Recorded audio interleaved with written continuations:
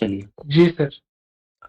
लोकसभा चुनाव 2024 में बिहार, पूरे भारत की तरह बिहार में भी लोकसभा चुनाव कितने चरणों में हुआ? तो ये 7 चरणों में हुआ।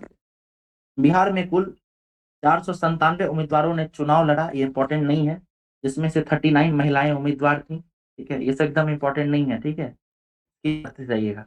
सभी चरणों को मिलाकर बिहार में कुल 56.19% मतदान हुआ, ये इंपॉर्टेंट है।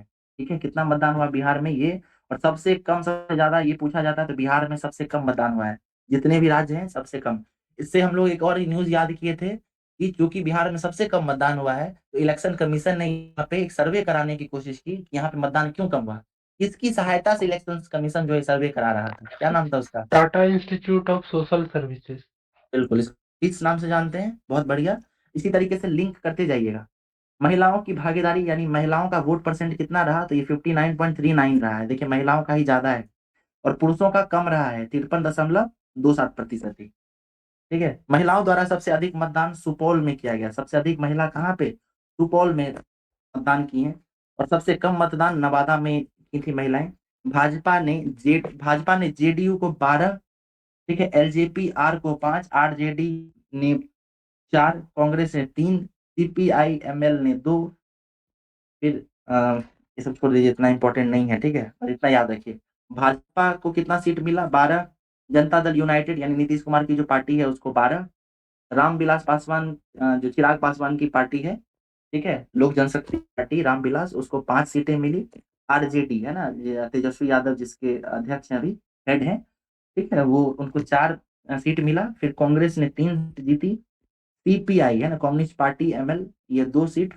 फिर एचएएम है ना, हिंदुस्तान आवामी मोर्चा, इसके हेड कौन है? तो ये हैं जीतन राम मांझी, और जीतन एक राम सीट जो है मांझी। निर्दलीय पप्पू यादव को मिला है। देखिए, इससे क्वेश्चन क्या बन सकता है, पूछ सकता है आपको कि बिहार में 2 निर्दलीय लोग चुनाव जीते हैं, सही है गलत? गलत हो जाएगा, है कि नहीं? उसके बाद देखिए, ये हम पार्टी जो है उससे जीतन राम मांझी इकलौते व्यक्ति चुने गए, लेकिन उनको बहुत इंपॉर्टेंट मंत्रालय दिया गया है। कौन से मंत्री बने हैं वो? Semi MSME. एमएसएमई। और ये बताइए कहाँ से चुने गए थे ये? गया से जीतन राम गया। गया से, बहुत बढ़िया, बढ़िया। बिहार की शांभवी चौधरी, ठीक है, 25 वर्ष की उम्र में सबसे सबसे कम उम्र में जीती हैं ये। ठीक है, और जीतन राम मांझी जो सबसे अधिक उम्र में सांसद बने हैं, ठीक है, बिहार की तरफ से। उसके अलावा ये देखिए, अच्छा ये बताइए तो क्या संभावी चौधरी पूरे देश की सबसे युवा सांसद हैं? सही कि गलत? नहीं सर। नहीं, ठीक है, ये समाजवादी पार्टी पुष्पेंद्र के युवा सरोज। व्यक्ति थे। बिल्कुल, पुष्पेंद्र सरोज, बहुत बढ़िया, बहुत अच्छा। इस चुनाव में बिहार में कुल 32 बूथों बूथों पर वोट का बहिष्कार किया गया। ठीक है, तो 32 जगह पे वोट नहीं दिया गया, नहीं डाले लोग। सबसे ज्यादा मतदान कहाँ हुआ है? तो कटिहार संसदीय क्षेत्र में हुआ सबसे ज्यादा मतदान। सबसे कम मतदान नवादा में हुआ था, महिलाएं भी यहाँ पे बहुत कम गई थी वोट देने के लिए। फिर देखिए, बिहार में नोटा को 2% वोट मिला है। ठीक है, नोटा को कितना मिला है? 2%। कुल प्रतिशत छोड़ दीजिए, नोटा में कितना मिला है। गोपालगंज में सबसे अधिक नोटा का प्रयोग किया गया है, बस ये जिला याद रखिएगा। और हाजीपुर दूसरे स्थान पर रहा है। सबसे कम नोटा वोट पटना साहिब में पड़ा है। ठीक है, नई केंद्र सरकार में बिहार के कुल 8 मंत्री बनाए गए हैं। आप लोगों को पहले से याद है ये सब। जीतन राम मांझी एमएसएमई मंत्री, लल्लन सिंह यानी राजीव रंजन इनका नाम है, पंचायती राज, मत्स्य पालन, पशुपालन, डेयरी विभाग, ये सब इन्हीं के पास है।